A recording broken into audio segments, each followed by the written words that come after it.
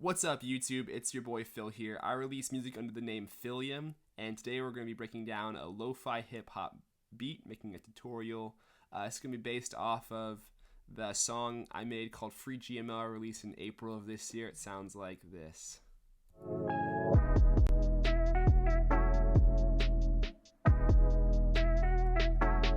I was playing around in C major, which is really simple. It's all the white keys on the keyboard.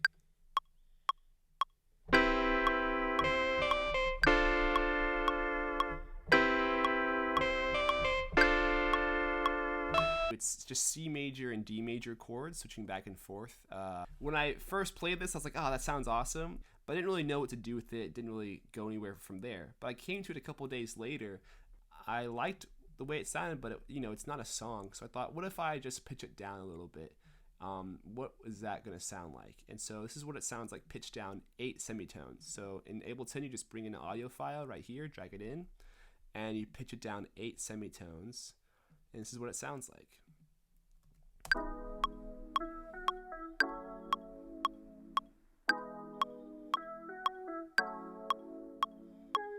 I thought that sounded really cool, really dark. And well, what happens if I pitch it up an octave? And so an octave is 12 semitones. So instead of going to -8, let's go to +4. And it sounds like...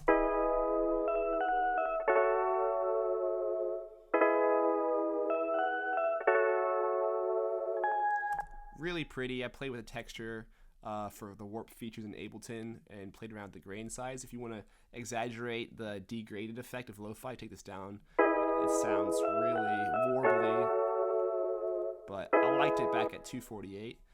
And I just kept playing around with that, and I made extra layers. So I duplicated this by hitting Command D to duplicate.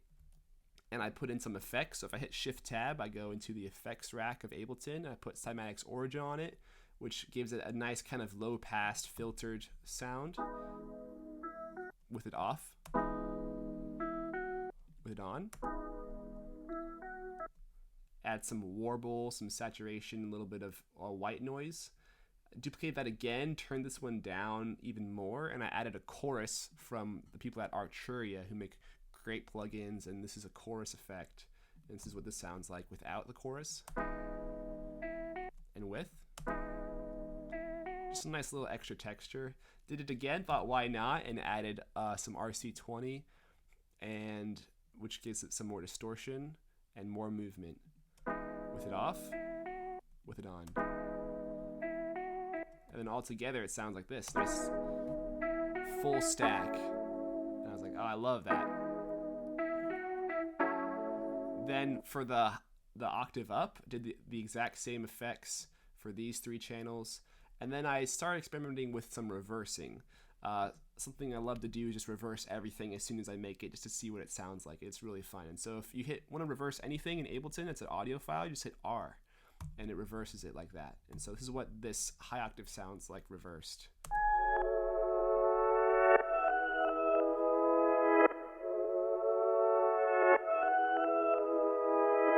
I really liked that, but I still wanted to keep the same, the basic chord structure and the little fills in the high end. And so I thought about, just chop up each bar. And so that's what I ended up doing just with chords. And so, for example, you can go to here and hit Command E, and that makes it cut.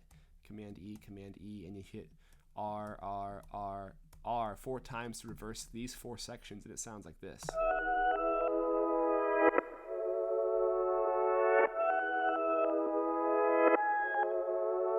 So I really liked that, but I didn't like what happens when you have the top line. I just played the main chords and then reversed that. And I got these, which I then pitched down. Well, this is what it sounds like without it pitched down first. That sounds really cool. But then I was like, what if I had a bass line? Because I didn't have a bass line yet. And what if I just used this layer as a bass line? So pitching something down 2 octaves would be 24 semitones. So this was at 4. And so I pitched it down to -20, which is 2 octaves below that. And it sounds like this now.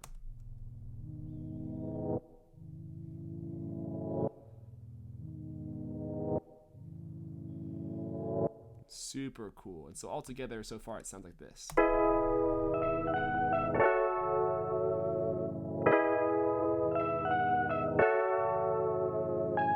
That's just super cool swelling at the end of each bar.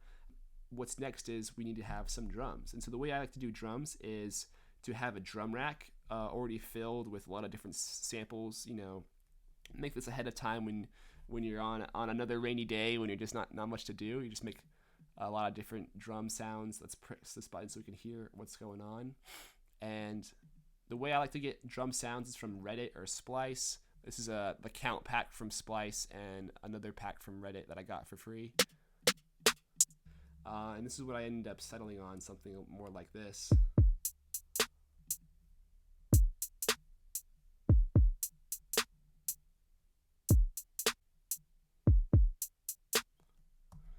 And then something I like to do is I like to split up the drum rack. Way you can do that is you do Command Shift T to make a new track, a new MIDI track. It's a shortcut for the hotkey. And you take your drum rack. You do this is the MIDI clip view right now, but we want to see the actual drum rack. So hit Shift Tab. That shows the drum rack. And when you hit play, you can see what lights up, what part you're playing. So we go to what part we're playing, which is this way back snare, and we're going to drag it over to this MIDI track right here. So now just the snare is in its own rack playing right here. And that's great because now I can lower the volume, I can add extra effects, I can control each part of the drum rack. And so I just repeated that process of dragging out and separating it out. And something cool I like to note for the hi-hats is, say you want to do a hi-hat roll, which I eventually do down here, you can take the hi-hat right here, this Boy Wonder hi-hat, and you drag it out to a MIDI track. You click on it. You can then ungroup it from this drum rack, because right now it's all grouped. This sample is grouped with potentially other samples in this drum rack. But if you click on the drum rack and hit Command Shift G, it ungroups it, and now it's its own sample. And then I can click into this, double click into the MIDI roll, zoom in, Command click, drag on the trackpad, and now these different notes can be pitched up and down. So I can do fun little hi-hat rolls if I want to. And then one thing to note is that middle C or C3 is the bass key. So whenever the sample maker, Boy Wonder in this case, he made the sample, he had it default at C3. That's what the computer reads it at. So if you want to move this back up to C3, now that we've dragged it out of the drum rack, we do Command Shift up arrow. And then we go up arrow 3 more times, and now we're in middle C.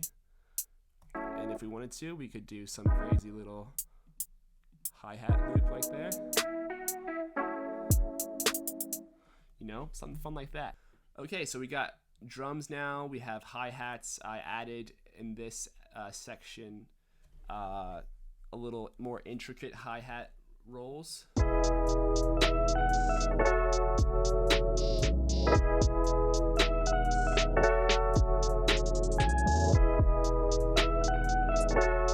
What I'm doing there is I started off with every 8th note had a hi-hat hit, and as you can see in the bottom right here, we have the quantization or the grid. It's 1/8 note. These grids are all 1/8. If I do Command 1 on my keyboard, it goes to 1/16. It goes to do it again, it's 132. It's doubling it. Command 2 is halving it, and so 1/8 is right here. Hit it again, it's 1/4. And so all you have to do is go into different parts and press B to bring up this brush tool. You can just brush in different hi-hat layers. You can have them run up, you can have them run down, and you can just have fun with it. One trick and tip I've heard is that you generally want these to hit where the snare hits. And so our snare is this yellow track up here. If you notice, a lot of these rolls are within 1 bar of the snare hitting, and that's just something that I don't think about anymore. I just tend to do it. It tends to sound better that way.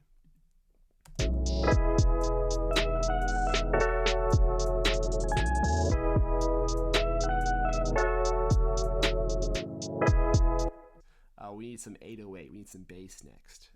And so I opened up Serum, and this is a Serum patch that I made a long time ago. It's a very simple sine wave with a short envelope. So if we go to Matrix right here, it shows the master tune is being modulated by envelope 3. And what that means is the 808 has that quick attack, quick kick sound, like someone's hitting a kick drum. It comes from this exact parameter. So this is what it sounds like, first of all. And so if we were to drag this master tune, which is at 15% down to 0, it would sound a lot different, like this. It's just bass coming in and out. But if we have it up to 15%, that means the whole overall tune of the entire sound is being spiked by this little tiny envelope spike at the beginning. And that creates that kick effect of something impacting something else and impacting and having that initial attack, which I think is really cool. And when I first learned that, it kind of changed the way I looked at kicks and 808s. Another important thing to note is portamento, portamento is the glide, overall glide. It means that if you press one key and then another key, it's going to take some time to switch between those. So here's an example. It takes 120 milliseconds for it to change. You can crank this up and go crazy and have like a cool riser effect, like an EDM. But I think in 808s, 120 is a great time for this portamento. And it sounds like this when you have a little note change. Just a little bit of glide makes a big difference. And basses are really difficult for me, but a great trick is that you just take your kick and you put it on the 808 track. So I'll tell you what I mean by that is you take this kick and you copy and paste it to the 808 track right here, and it sounds like this at first. Sounds pretty bad. Not a banger at the start, but that's because we're not really in the right key. We're just in wherever that drum rack was on. So in this case, F sharp 3. And so we're gonna want to first make sure we're in the right key. And so remember, we were in C major as these initial chords I played. I then pitched it down 8 semitones and then up 4 semitones.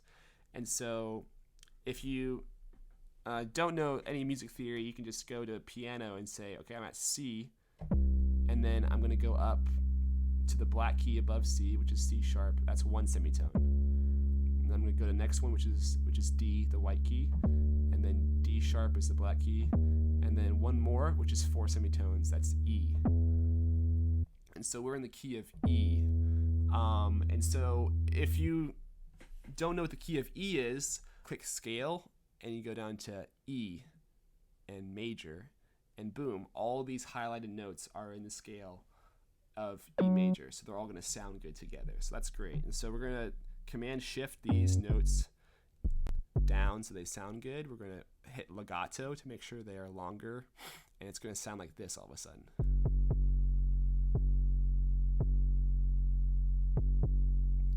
And then from there you can just kind of noodle around, and maybe here I want this one to go up octave, I want this to go down a couple notes, and it's going to sound like this.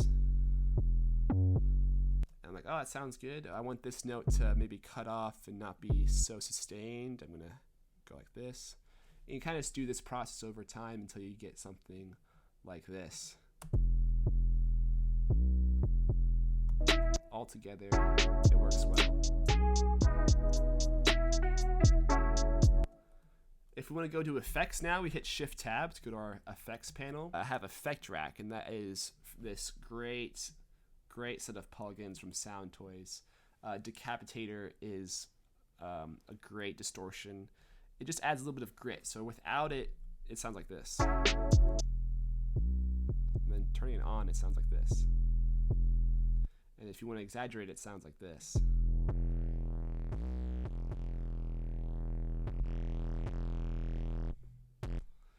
That's awesome. But sometimes the subtle effects are the best ones, so we're gonna keep it at 3. And then we have a compression side chain. Now this is a can be complicated, but I think it's really simple if you look at it like side chaining is just when something comes in, an audio plays a sound, that sound then triggers another sound to be quieter, so that the first sound can have its own space to shine. And so right now we have a kick which sounds like this, and we have a bass that sounds like this, and those both have low frequencies in the spectrum that can potentially clash. And so what a lot of producers like to do is side chain them together so they don't clash. And so all you do is you pull up a compressor by hitting Command F in Ableton to pull up the search bar, put up compressor. You can make your own plugin patches with your own settings you've already tweaked beforehand. I can show you how to do that in another video, but I have one here for my sidechain, and you just drag it in. You're going to hit this little arrow if it's not already clicked and hit sidechain. You're going to have the audio from your kick, and boom, now your kick is modulating the bass, and it sounds like this. Let's turn this one off.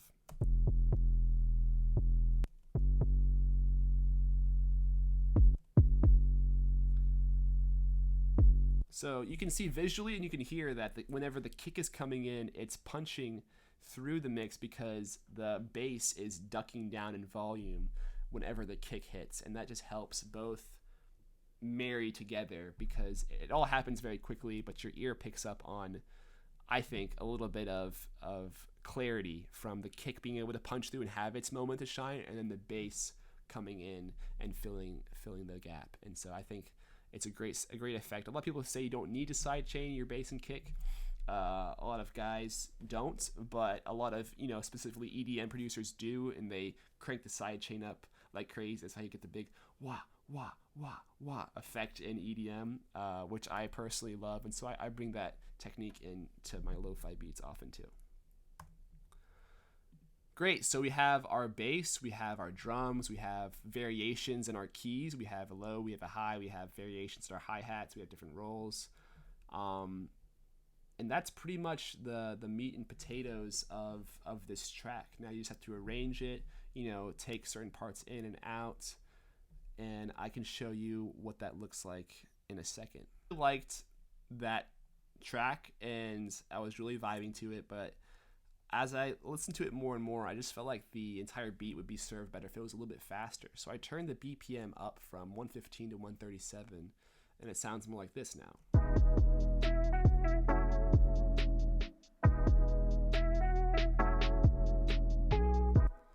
And then, as you can see, I added a little more arrangement, and so I added some variation in hi-hat rolls, like this one.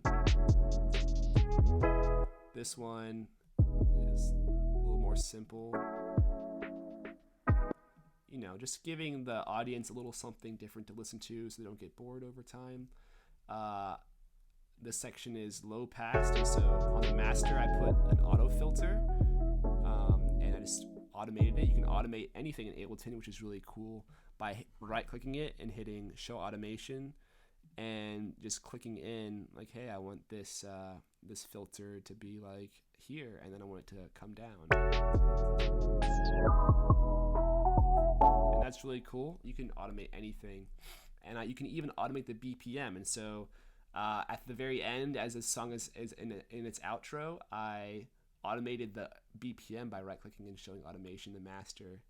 And if I hit A, I can also show automation on the keyboard, and I had the BPM come down from 137 to 112, which I thought was really cool for me because when I first made the song, it was at 115, which I really liked. It was, definitely more in that down-tempo, lo-fi side of the genre, but I wanted to speed it up, give it more of a hip-hop beat feel, and at the end, automate the BPM back down to where it originally was, which I thought was really, really fun.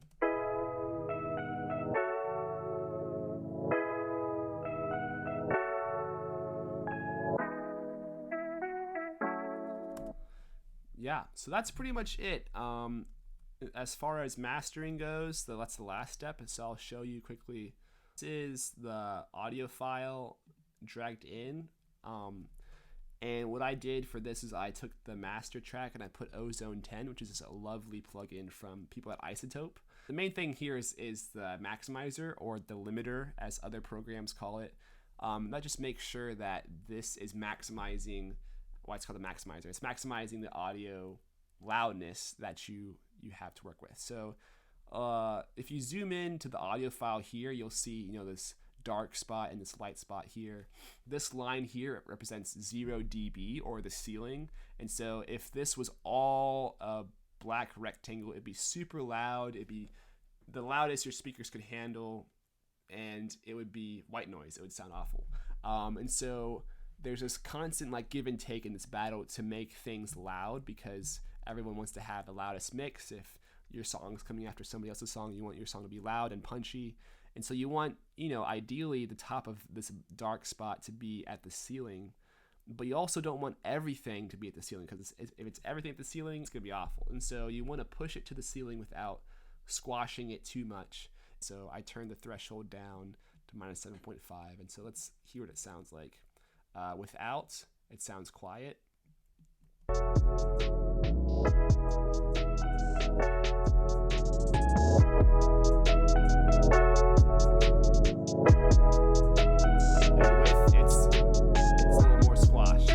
It's a little more squashed, but not too much, and everything is a little bit louder, and it punches a little bit nicer. And a way you can kind of visualize this is if you were to drag in the master file. It looks kind of subtle, but you can kind of tell just from looking at it. Let's make these the same size. That this is a little bit wider, a little bit fatter, closer to the ceiling than this one. So that means this is louder, but we're also not pushing it too far that it's really screechy and sounds bad. Yeah, I hope that makes sense. And there's a whole field of sound engineering and mixing and mastering, and so I feel like I'm just scratching the surface, both personally and in terms of trying to explain this. But that's pretty much the process for how I made this song. I hope this was helpful. If you enjoyed the song, please give it a follow and some listens on Spotify or Apple, wherever you listen to music. And if you like this video, please give it a like and consider subscribing. Peace out.